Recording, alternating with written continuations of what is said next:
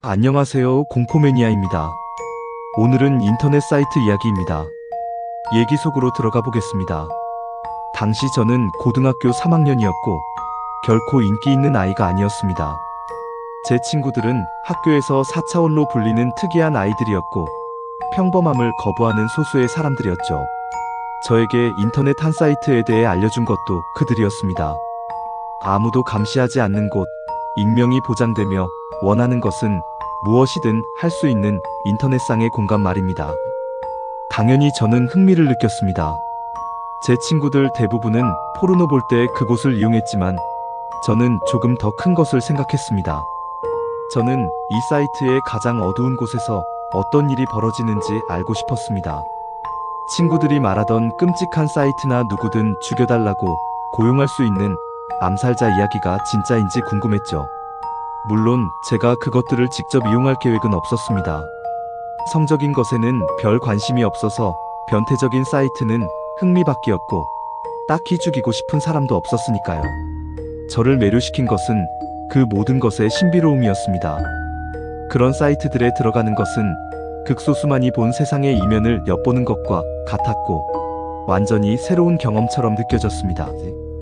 당시 저는 삶의 단조로움에 지쳐 있었습니다. 매일 같은 시간에 일어나 학교에 가고 똑같은 수업을 듣고 똑같은 사람들과 이야기하고 집에 와서 게임을 하고 숙제를 하고 잠드는 일상의 반복이었죠. 다른 사람들도 이런 것에 지치는지 궁금했습니다. 어쨌든 실제로 사이트에 발을 들이기까지는 꽤 시간이 걸렸습니다. 매료되긴 했지만 어떤 일이 일어날 수 있는지 경고를 들었으니까요. 해커에게 협박당하거나 온라인에서 누군가를 화나게 해서 스토킹당하는 것을 두려워하지 않을 사람이 어디 있겠습니까? 그런 생각들 때문에 실제로 접속하는 것을 망설였죠. 그러던 어느 날 저는 용기를 내어 이 단조로움을 깨기로 결심했습니다. 인터넷의 밑바닥을 들여다보고 꿈만 꾸던 세상을 직접 확인할 때가 된 것입니다. 처음 일주일 정도는 정말 지루했습니다. 포르노 사이트나 정부 비밀을 폭로하는 곳들 뿐이었고 제가 기대했던 것만큼 어둡지 않았습니다. 저는 포르노도 안 보고 정치에도 관심이 없었으니까요. 꽤 실망스러웠습니다. 제가 탐험을 계속한 유일한 이유는 사이트에 존재한다고 믿었던 그 세상을 경험하고 싶다는 순수한 열망 때문이었습니다. 그 세상은 사이트보다 훨씬 더 어두웠습니다.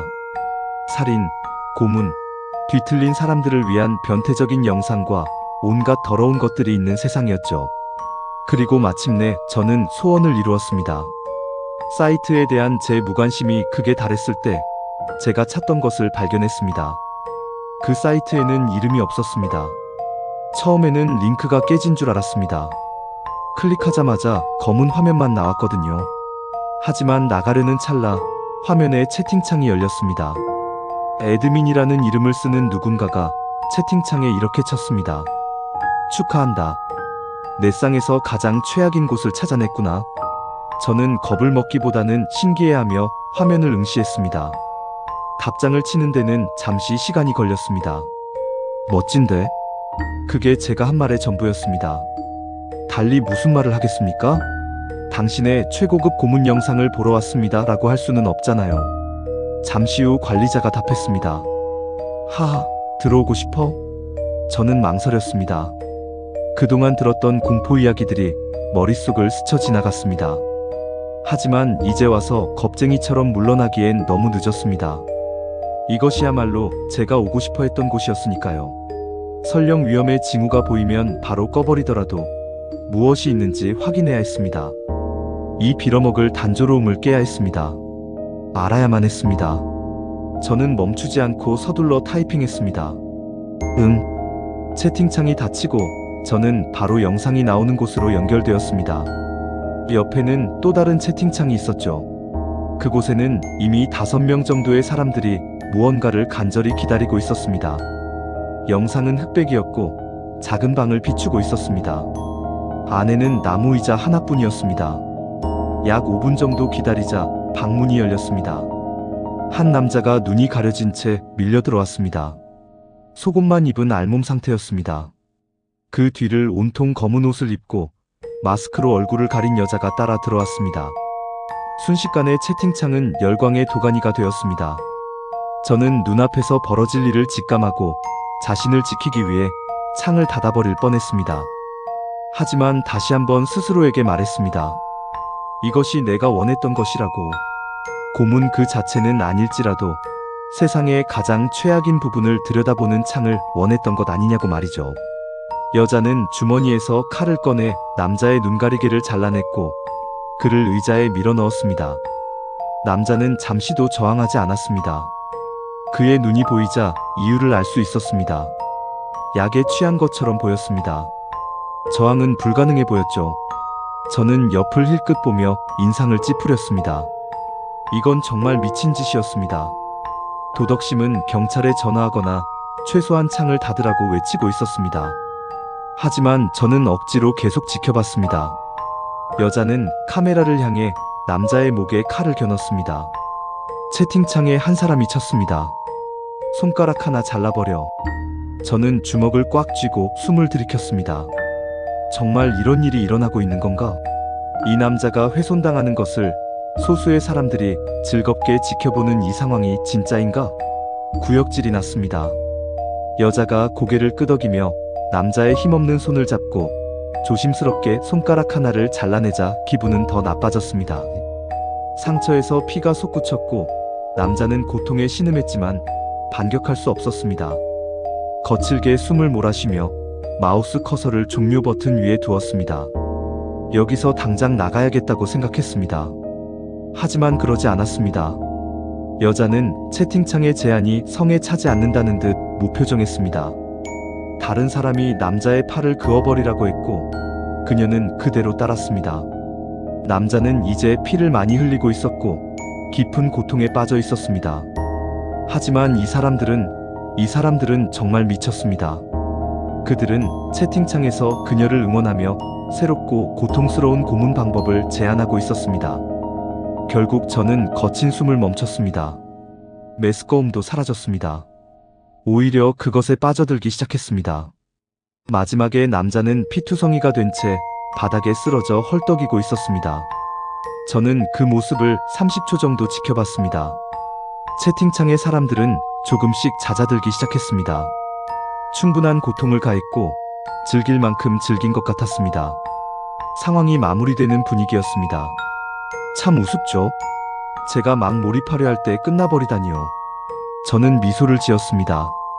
이건 정말 짜릿했습니다. 제가 할 수 있는 그 어떤 게임보다, 그 어떤 지루한 수업보다 제가 눈곱만큼도 신경 쓰지 않는 보잘것없는 아이들과 앉아있는 것보다 훨씬 나았습니다. 이것이 제가 보고 싶어 했던 세상이었습니다. 이것이 어둠이고 이것이 밑바닥이며 이것이 현실이었습니다. 글을 끝내버려. 목을 그어. 처음으로 제가 채팅창에 쳤습니다.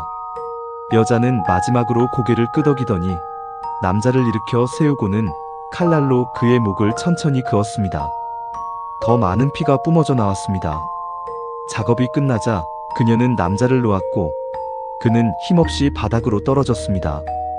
그는 죽었습니다.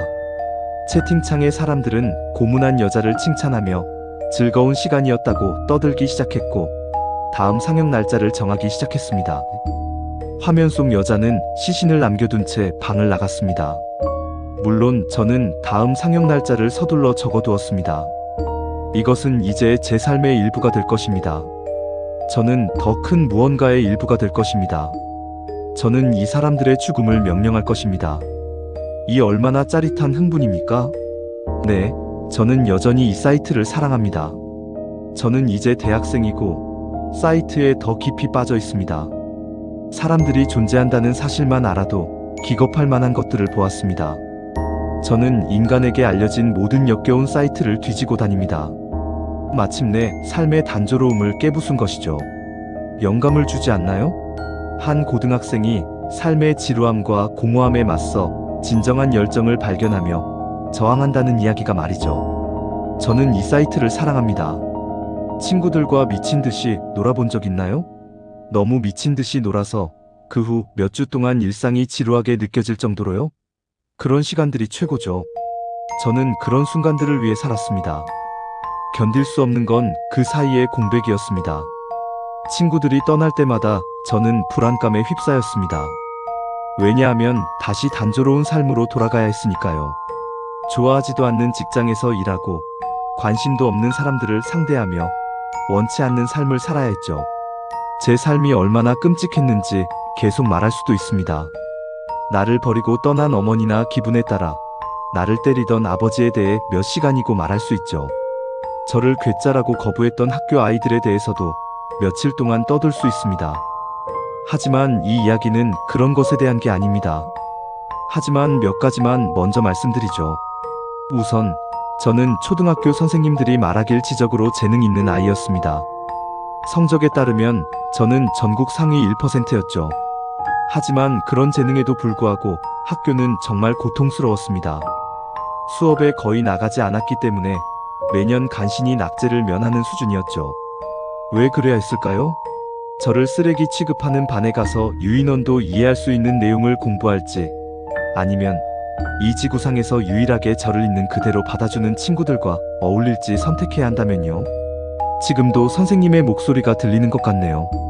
철수야, 정신 차려야 해. 2주에 한 번 출석하고도 학교를 졸업했다는 건 현대 교육 시스템에 문제가 많다는 뜻이겠죠. 안 그렇습니까? 학교에 가는 날엔 민수를 상대해야 했습니다. 민수는 학교에서 가장 인기 있는 아이였습니다. 친구도 많고 성적도 좋았죠. 그는 제 삶을 생지옥으로 만드는 것을 개인적인 목표로 삼았습니다. 저는 민수가 싫었습니다. 역사 속에 어떤 학살자가 피해자를 싫어했던 것보다 더 민수를 증오했습니다. 민수가 병에 걸리거나 사고로 죽기를 기도하며 보낸 밤이 몇 밤인지 셀 수도 없습니다. 불행히도 신이 제 기도를 들어주지 않는다는 것을 그때는 몰랐습니다. 차라리 민수를 직접 죽이거나 고문한 뒤 용서를 구하는 기도를 하는 게 나았을 겁니다. 그게 신이 일하는 방식이니까요. 어쨌든 시간이 흘러 저는 그저 입에 풀칠이나 하는 정도의 형편없는 직장에서 일하게 되었습니다.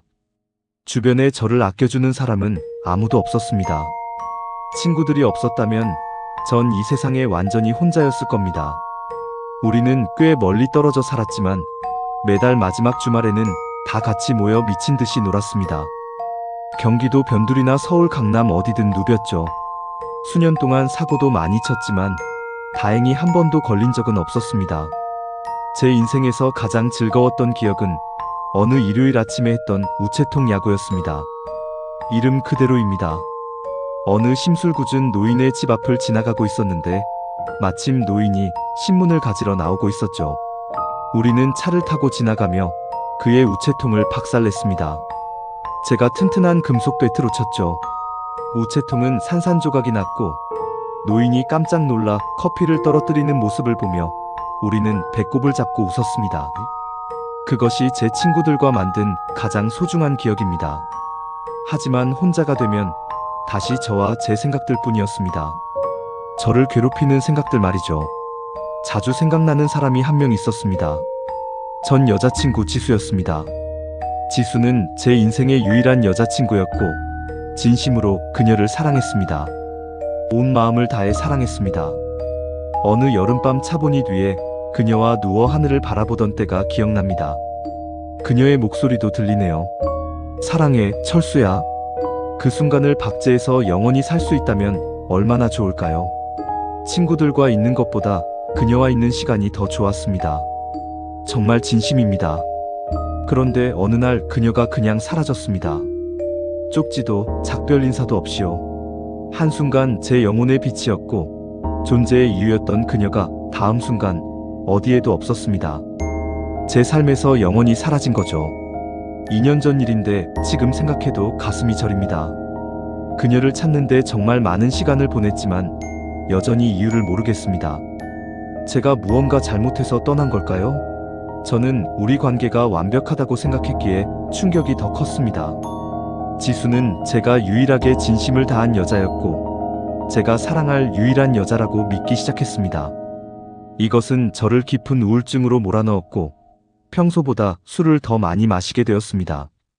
친구들을 만나는 날까지의 하루하루가 영원처럼 느껴졌습니다. 제 미래에 진정한 희망을 준 것은 그녀뿐이었습니다. 그녀와 있을 때 저는 더 나은 사람이었습니다. 그런데 이제 그녀는 떠났습니다. 죽었는지 살았는지도 모른 채 저는 상실감에 빠져 있었습니다. 그러던 어느 금요일 밤 친구들이 오기로 한 직전에 전화를 받았습니다.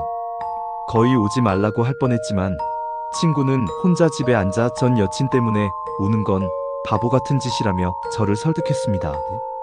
저도 동의했고 친구는 5분 뒤에 도착하겠다고 했습니다. 그들이 도착하자 우리는 술을 마시며 헛소리를 늘어놓기 시작했습니다. 각자 차인 이야기를 늘어놓았는데 수십 번은 들은 이야기들이었지만 그래도 기분이 좀 나아졌습니다. 저는 마음가짐을 바꿨습니다. 오늘이 내 인생의 마지막 날일 수도 있으니 마음껏 즐기자고 생각했죠. 술을 몇 잔 더 마신 뒤 저는 친구들을 꼬드겨 거리 레이싱을 하러 나갔습니다. 친구들은 머뭇거리며 동의했고 우리는 출발했습니다. 인천 외곽도로에 나선 지 몇 분 만에 제가 운전하기에는 너무 취했다는 걸 알았지만 지금 차를 돌리면 밤새도록 놀림을 받을 거라는 걸 알았습니다.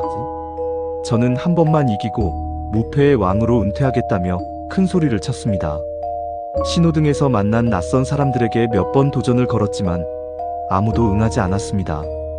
그러다 완벽한 도로에서 레이싱 상대를 만났습니다. 어떤 멍청이가 흰색 트럭을 몰고 신호등 앞에 섰습니다. 제가 엔진 회전수를 높이며 옆을 쳐다보자 그도 엔진을 공회전시키며 저를 봤습니다. 안을 보니 전형적인 시골 아저씨 같았습니다. 셔츠에 멜빵을 메고 몸무게는 꽤 나가 보였죠. 저는 취기에 섞인 모욕을 내뱉었습니다. 야, 이 촌놈아. 내가 널 박살내주마. 친구들은 즐거워했고 우리는 취기 어린 욕설과 웃음소리로 뒤섞였습니다. 신호가 초록색으로 바뀌었고 저는 차를 출발시켰습니다. 그것이 병원에서 깨어나기 전 마지막 기억입니다. 다리에 감각이 없었고 기분이 끔찍했습니다. 간호사를 올려다보며 도대체 무슨 일이 있었는지 물었습니다. 그녀는 찌푸린 얼굴로 제가 큰 교통사고를 당했다고 말했습니다. 내 친구들은요? 다들 괜찮나요? 그녀는 제가 유일한 생존자라고 말했습니다. 믿을 수 없었습니다. 그 후 병원에 있는 동안 한마디도 하지 않았습니다. 친구들이 떠나고 제가 아끼던 세상의 모든 사람을 잃었습니다. 여자친구도 친구도 미래도 없었습니다. 이제 저는 무엇을 해야 할까요? 부서진 인간의 파편이 되었음에도 시간은 흘러갔습니다. 시간은 제 삶의 비극 따위 신경 쓰지 않았습니다.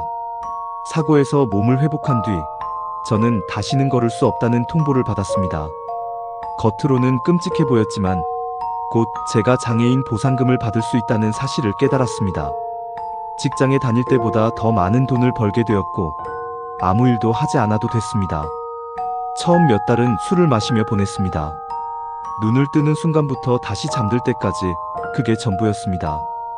매일 자살을 생각했고 죄책감이 저를 짓누르는 것 같았습니다. 비교할 대상조차 없었습니다.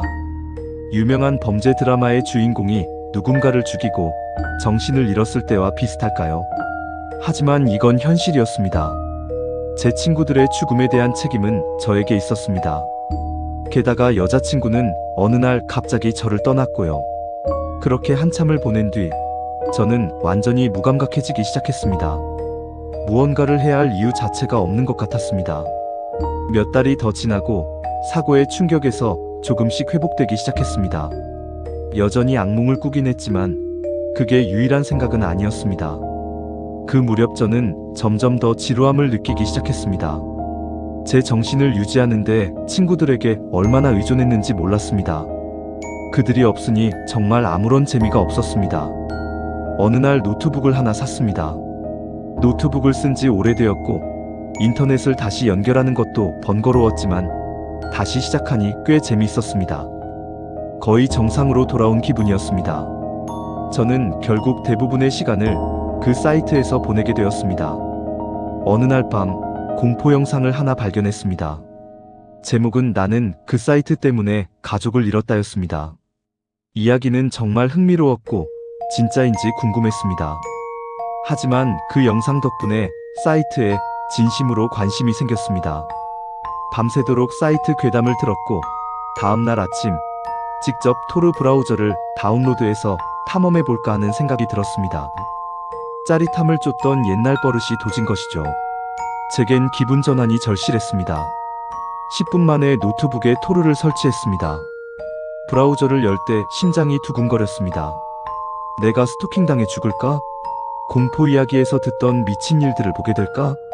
그때는 알 수 없었지만 그저 확인하고 싶은 마음뿐이었습니다. 히든 위키부터 탐험하기 시작했습니다. 제대로 된 페이지 하나를 찾기 전까지 아마 100개는 넘는 깨진 링크를 클릭했을 겁니다. 하지만 상관없었습니다. 딱히 할 일도 없었으니까요. 처음 발견한 페이지는 어떤 지침서였습니다. 자세히 살펴보니 폭탄을 만드는 법에 대한 설명서였습니다. 타이머를 설정하는 법과 최대한의 파괴력을 내기 위해 공공장소 어디에 설치해야 하는지까지 나와 있었습니다. 조금 소름 끼쳤지만 제 취향에는 충분히 충격적이지 않았습니다. 더 자극적인 게 필요했습니다. 조금 더 브라우징을 하다가 정말 미친 것을 발견했습니다. 영상이었는데 머리에 검은 봉지를 쓴 남자가 있었습니다. 영상이 저절로 재생되기 시작하자 긴장이 되었습니다. 보지 말아야 할 것을 보게 될까봐 멈춰야 한다고 생각했지만 한편으로는 보고 싶었습니다. 결국 전 짜릿함을 찾고 있었으니까요. 배경에는 정말 불길한 음악이 흐르고 있었고 엄청나게 불편한 기분이 들었습니다. 긴장감이 크게 달했습니다. 남자가 그냥 앉아있는지 1분 정도 지나자 거의 클릭해서 나가려던 찰나 다른 남자가 나타나 남자의 머리에서 봉지를 벗기고 가버렸습니다. 그리고 다른 나라 언어로 무언가를 말했습니다. 그때 큰 소리가 들렸습니다. 거대한 금속 문이 열리는 소리 같았습니다. 갑자기 수백 마리의 전갈이 천장에서 남자 위로 쏟아졌습니다. 제 평생 본 것 중 가장 끔찍한 광경이었습니다. 그가 마지막 몇 초 동안 지르던 비명을 절대 잊지 못할 겁니다. 그는 숨을 한 번 더 들이쉬기도 전에 죽었습니다. 저는 의자에 앉아 방금 목격한 것을 믿을 수 없었습니다. 이런 걸 인정하는 게 역겹게 들리겠지만 사실 전 꽤 짜릿함을 느꼈습니다.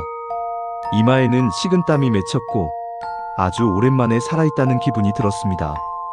그렇게 제 새로운 취미가 삶을 잠식하기 시작했습니다. 술에 취해 사이트에서 가장 충격적인 것들을 찾는데 모든 시간을 쏟았습니다. 왜 그랬는지 모르겠지만 너무 흥미진진했습니다. 친구들과 했던 그 어떤 미친 짓보다 더요. 인간 경험의 어두운 극단을 들여다보는 것에서 오는 묘한 쾌감이 있었습니다. 얼마나 지났는지 모르겠습니다. 몇 달일 수도 혹은 1년이나 2년이 흘렀을지도 모르죠. 저는 시간을 확인하지 않았습니다. 그럴 이유가 없었으니까요. 직장도 친구도 이 뒤틀린 인터넷 취미 말곤 아무것도 없었습니다. 하지만 이 무렵 저는 사이트에 점점 더 지루함을 느끼기 시작했습니다. 그곳에서 충분한 시간을 보내면 모든 걸 다 본 것 같은 기분이 듭니다. 다 본 건 아닐지라도 대부분은 본 셈이죠.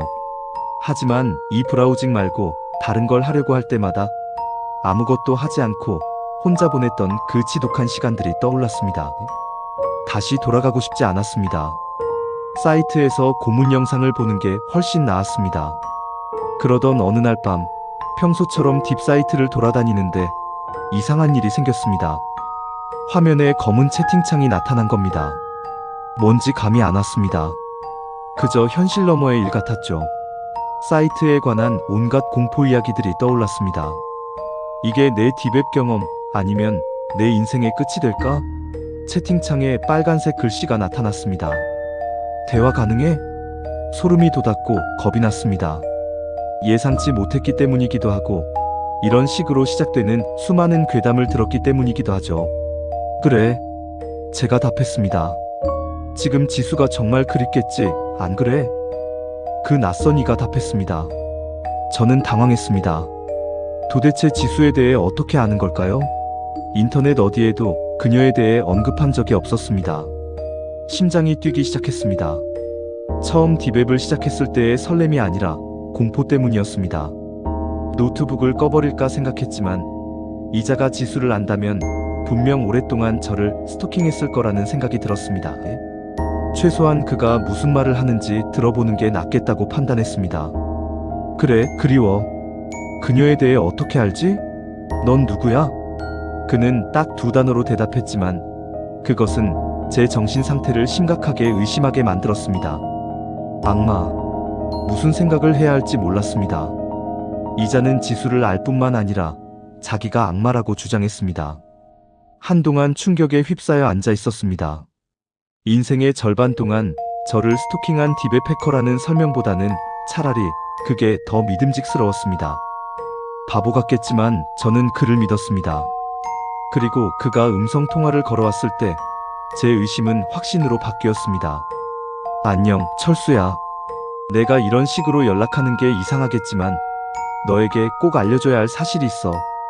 그게 뭔데? 지수가 너를 떠났던 때를 기억하지? 그래. 만약 그녀가 네 최악의 원수인 민수를 위해 널 떠난 거라면 어떨까? 빌어먹을. 그럴 리 없어. 그럴 리가 없다고. 그녀가 얼마나 속물적이었는지 기억하잖아. 자기 앞가림도 못하는 너를 떠나서 원하는 건 뭐든 사줄 수 있는 사람에게 갔다는 게 그렇게 믿기 힘든 일이야? 난 내 말을 믿을 필요 없어. 민수의 SNS 프로필을 봐. 보시다시피 그들은 아주 사랑스러운 관계를 유지하고 있고 그걸 세상에 알리는 걸 주저하지 않지. 빌어먹을. 믿을 수 없었습니다. 거기 민수와 함께 있는 그녀가 있었습니다. 수백 장의 사진이 있었죠. 강릉 바닷가에 있는 사진, 강남에서 쇼핑하는 사진, 심지어 키스하는 사진까지. 네가 민수를 위해 떠난 직후 지수가 올린 글도 아주 마음에 들 거야. 한 달 전만 해도 정신 못 차리는 패배자와의 막막한 관계에 갇혀 있었는데 이제 드디어 여자를 대접할 줄 아는 진짜 남자를 만났어. 내 인생 최고의 선택이야. 사랑해, 민수야. 이걸 나한테 왜 말해주는 거야? 넌 살인을 하고도 빠져나갈 수 있으니까. 거짓말하지 마. 이미 내 머릿속을 스쳐 지나갔다는 거 다 알아. 아니, 안 돼. 난 남은 평생을 감옥에서 보낼 거야. 아니, 그렇지 않아. 네가 누구랑 대화하고 있는지 봐. 내가 네가 살인죄를 면하게 해준다고 보장할게. 너는 그저 죽이면 돼. 난 못해. 알았어. 그럼 하나만 물어보자. 그녀가 행복해 보여? 너랑 있을 때보다 훨씬 행복해 보이네. 그녀가 그놈이랑 있어서 행복하다면 난 받아들일 수 있어. 그녀를 보내줄 수 있다고. 이제 끝내. 경고하는데 이건 단 한 번뿐인 기회야. 살인죄를 면하게 해준다는 보장은 확실해. 하지만 거절하면 되돌릴 수 없어. 너를 학창시절 내내 괴롭힌 놈이 내 인생의 사랑을 훔쳐갔는데 아무것도 하지 않은 채 평생을 살아야 할 거야. 그걸 견딜 수 있다면 나도 상관없어. 계획이 뭐야? 아주 간단해. 말의 뜻이 가서 두 사람의 머리에 총알을 박아 넣으면 돼. 잠깐, 민수는 죽여도 상관없지만 지수는 어떻게 죽여? 난 아직 그녀를 사랑해. 그녀는 널 배신했어. 어떻게 그런 겁쟁이처럼 그녀가 그냥 빠져나가게 둘 수 있지? 할게. 그래, 하겠다고. 좋아, 친구. 옳은 선택을 했어. 오늘 밤 그들의 집으로 가. 휠체어를 타고 현관문까지 가서 벨을 눌러. 그들이 나오면 그냥 찔러버려. 칼은 네가 평소에 약을 보관하는 수납장에 있을 거야. 내가 정말 무사할 거라고 확신해? 내가 시키는 대로만 한다면. 계획에서 조금이라도 벗어나면 그땐 내 책임이야. 알았어, 하겠어.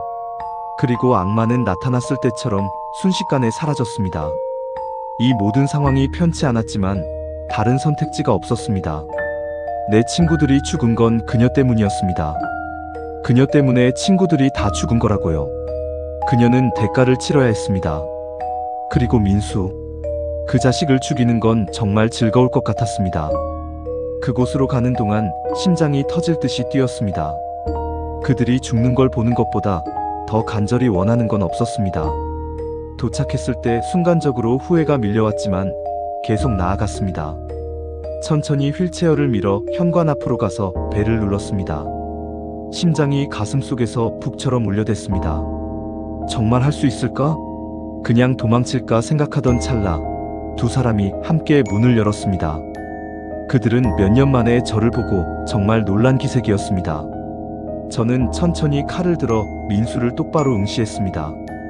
팔이 계속 떨렸고 칼을 찌를 힘이 없었습니다. 찌르지 않았습니다. 저는 할 수 없다는 걸 깨달았습니다. 저는 칼을 떨어뜨리고 바닥을 내려다봤습니다. 미안해. 제가 말했습니다. 철수야, 너 여기서 도대체 뭐 하는 거야? 갑자기 악마가 어디선가 나타났습니다. 그는 실망스러운 표정으로 저를 바라보더니 칼을 집어들었습니다. 그리고 민수와 지수의 목을 찔렀습니다. 저는 그에게 비명을 질렀지만 소용없었습니다. 그는 나타났을 때처럼 순식간에 허공으로 사라졌습니다. 제 눈을 믿을 수 없었습니다. 환각이었을까요? 모든 일이 너무 빨리 일어나서 현실 같지 않았습니다. 휠체어에 앉아 두 사람이 살해당하는 장면을 목격한 채 멍하니 있었습니다. 그때 뒤에서 경찰차 사이렌 소리가 들렸습니다. 경찰관 2명이 차에서 내려 저에게 꼼짝 말라고 소리쳤습니다. 이제 남은 평생을 감옥에서 보내게 될 거라는 걸 직감했습니다.